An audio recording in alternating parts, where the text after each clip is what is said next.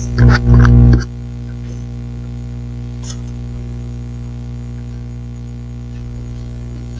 guys, how's your day? We're doing great.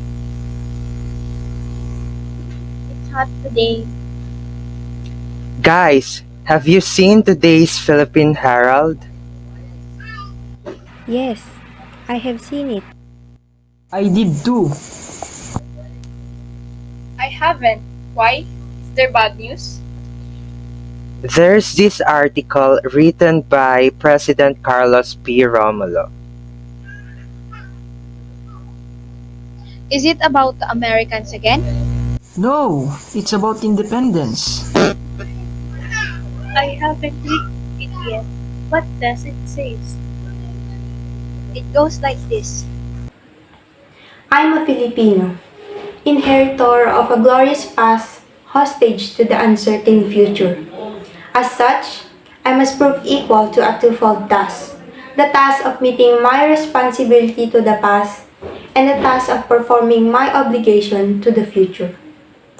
I am a sprung from a hardy race, child many generations removed of ancient Malayan pioneers.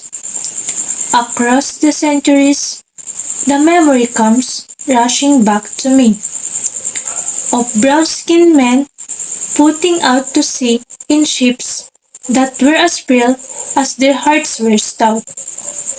Over the sea, I see them come, burned upon the billowing waves and the whistling wind, carried upon the mighty swell of hope, hope in the pre-abundance of the new land that was to be their home and their children's forever.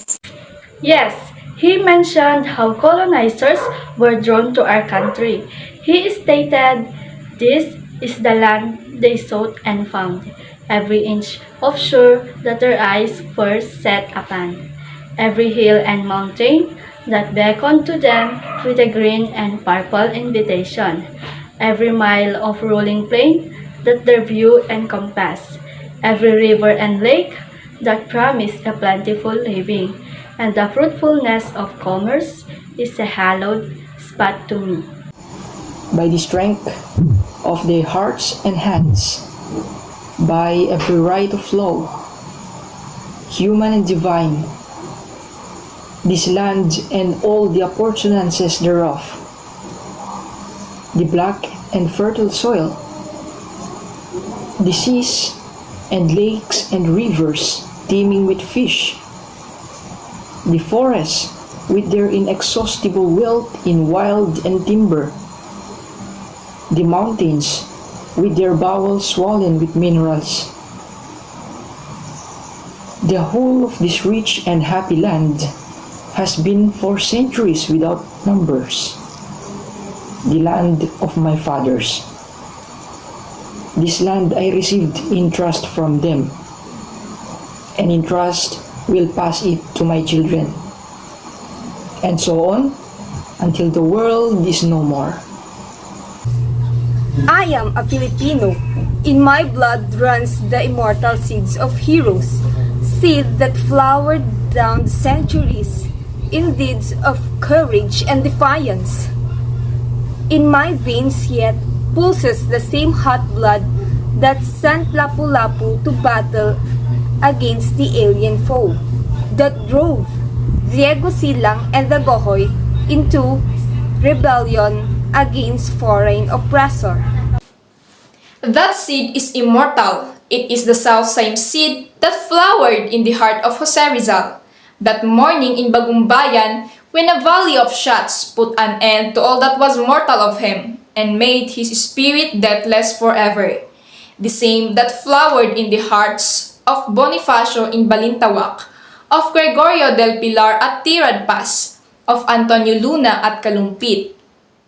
That bloomed in flowers of frustration in the sad heart of Emilio Aguinaldo at Palanan, and yet burst forth royally again in the proud heart of Manuel L. Quezon, when he stood at last in the threshold of ancient Malacanang Palace in the symbolic act of possession and racial vindication. The seed I bear within me is an immortal seed. It is the mark of my manhood, the symbol of my dignity as a human being. Like the seeds that were once buried in the tomb of Tutankhamen many thousands of years ago, it shall grow and flowers and bear fruits again. It is the ensign of my race, and my generation is but a stage in the unending search of my people for freedom and happiness. With a fervent heart, he said, I am a Filipino, child of the marriage of the East and the West, with its languor and mysticism. Its passivity and endurance was my mother, and my sire was the West, that came thundering across the seas with the cross and sword and machine. I am of the East, an eager participant in its struggle for liberation from imperialist yoke, but I know also that the East must awake from its centured sleep, shake off that lethargy that has bound its limbs, and start moving where destiny awaits. For I, too, am of the West, and the vigorous peoples of the West have destroyed forever the peace and quiet that once were ours. I can no longer live, a being apart from those whose world now trembles to the roar of bomb and cannon shot. For no man and no nation is an island, but a part of the main. There is no longer any East and West, only individuals and nations making those momentous choices that are the hinges upon which history revolves. At the vanguard of progress in this part of the world I stand, a forlorn figure in the eyes of some, but not one defeated and lost. For through the thick interlacing branches of habit and custom, above me I have seen the light of the sun, and I know that it is good. I have seen the light of justice and equality and freedom. My heart has been lifted by the vision of democracy, and I shall not rest until my land and my people shall have been blessed by this, beyond the power of any man or nation to subvert or destroy. I am a Filipino, and this is my inheritance. What pledge shall I give that I may prove worthy of my inheritance? I shall give the pledge that has come ringing down the corridors of the centuries, and its hall be compounded of the joyous cries of my Malayan forebears, when they first saw the contours of this land loom before their eyes, of the battle cries that have resounded in every field of combat from Mactan to Tirad Pass, of the voices of my people when they sing. Land of the morning, child of the sun returning, there shall invaders trample thy sacred shore. Out of the lush green of the 7,000 isles, out of the heartstrings of 16 million people, all vibrating to one song, I shall weave the mighty fabric of my pledge.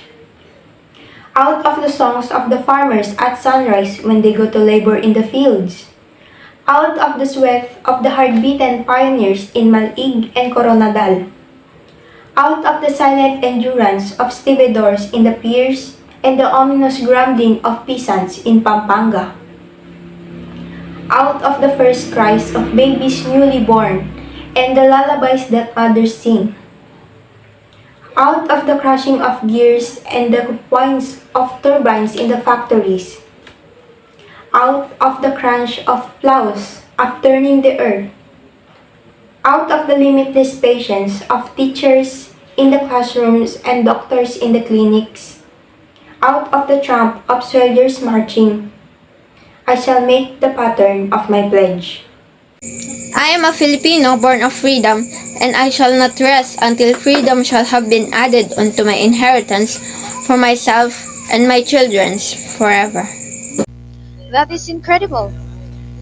President Romulo wrote this to express the burning desire of Filipinos for independence.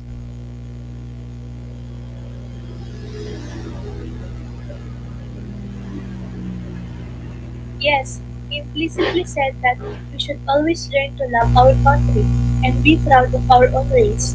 We are Filipino and we should be proud. Thank you. Thank you. Bye.